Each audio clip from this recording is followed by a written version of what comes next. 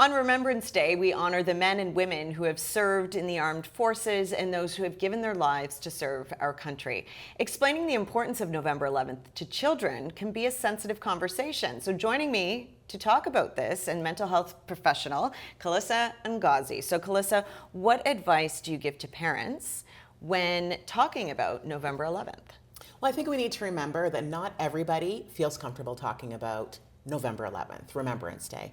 On the kid level, I think we're learning about it in school, what it means, but we don't really talk to our kids about how do you have conversations with maybe grandparents or great-grandparents or even aunts and uncles that are currently serving about what Remembrance Day is and what it means to them.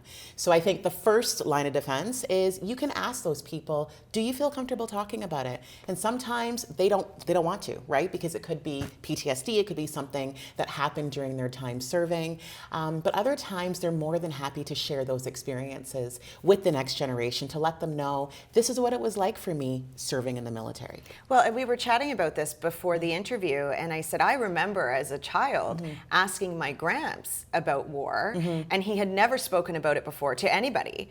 And my mom was there, my nan was there, and they all kind of looked at each other like, ooh, maybe what? Oops, maybe should she be asking this? And he told me, and he opened up for the first time. So do you find that maybe, if we can prepare our children well, that, those who have served tend to open up more to children? I think so, because children are innocent, right? Whereas adults have the ability to understand more, especially the hardships that come along with war and with serving. Whereas kids just innocently want to know, what was it like being on the battlefield? Not knowing that it could trigger some form of reaction that they weren't prepared for. But I think adults feel more comfortable with kids because they know that there's no malicious intent. It's really just information seeking. And so how important is it for parents to really focus on, gratitude and appreciation moving into November 11th and teaching the next generation this? Well, I think the first step is recognizing that this is 365 days a year. November 11th is super important for all of us to recognize the sacrifices of these men and women. But I think that telling our kids that, you know what, you can talk to grandpa or grandma or uncle or aunt in September about it. You can talk about it in July, and then just see where it goes from there. And so, how do we make these connections for those family members who maybe don't have any members who served in the military at all, but have children that are interested in knowing about this? Well, we have programs like cadets, like Army cadets, Navy cadets, so maybe getting the kids involved in a tangible way so that they can see the sacrifices that people before them made, and it might make them interested to sign up for the military or something when they're older. But I think having that compassion and that empathy, it starts at home, it starts in the classroom, and then it translates later on. And also, how can we emphasize the importance of these ceremonies in the month of November? Of course, continuing the conversation onwards, but I think maybe kids get a little confused as to what is this ceremony all about?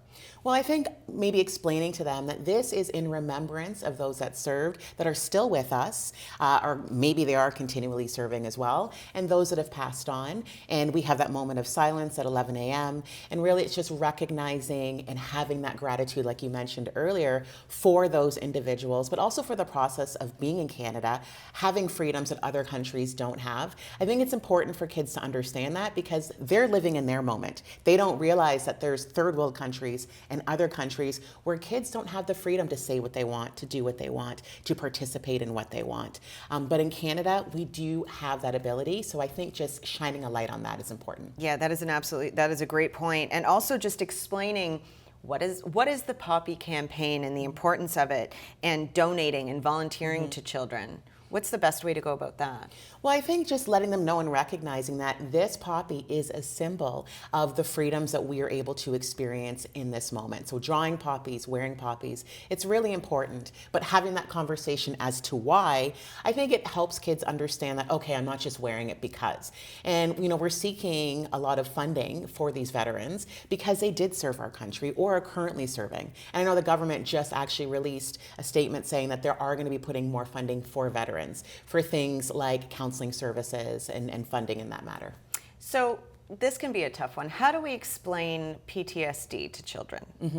Well, that's hard, and it depends on their age. But I think using kid-friendly language is the most appropriate way to do that. So let them know that maybe grandma or grandpa or aunt or uncle, they get sad sometimes because they remember things that happened to them that weren't so nice. So we're going to be respectful and mindful of that when we're asking them questions.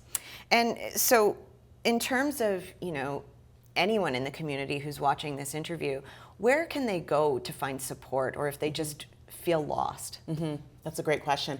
There are a lot of programs that are out there that are specifically for veterans or currently active serving individuals. So seek those out and find like-minded people, because you and I have no idea what it's like to be on the battlefield and to deal with those stressors.